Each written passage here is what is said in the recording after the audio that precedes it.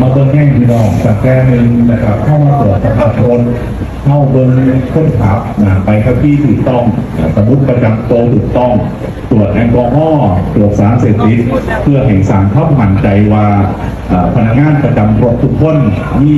ร่างกายพร้อมที่งานสาธารณสุขเขาก็มาตรวจนะฮะเช็คโน่นเช็คนี่เพื่อที่สิให้การขับขี่เกิดความปลอดภัยนั่งพี่น้องไปหอดนะครับจุดหมายปลายทางโดยสวัสดิภาพวันนี้ในส่วนของรัฐบาลเองนะครับคณะท่านนายกรัฐมนตรีท่านอนุทินชาญวิรากูลจะเป็นห่วงเป็นใยจะมีแนวทางแนวนโยบายให้ส่วนราชการทุกส่วนมาทรงพี่น้องนะครับให้ถึงจุดหมายปลายทางโดยสวัสดิภาพนะครับวันนี้ทุกภาคส่วนจะมาจะดีใจที่พี่น้องได้มาเยี่ยมครอบครัวแต่สุดท้ายไปเหตุการณ์เหตุงานไปประกอบอาชีพจะให้ประสบแต่ความสุขความเจริญนะครับแล้วก็เดินทางโดยปลอดภัยแล้วก็ช่วงสงกรานต์ยังเมื่อวานในนะครับเข้าไปติดต้อนรับพ่อแม่พี่น้องมื้อนี้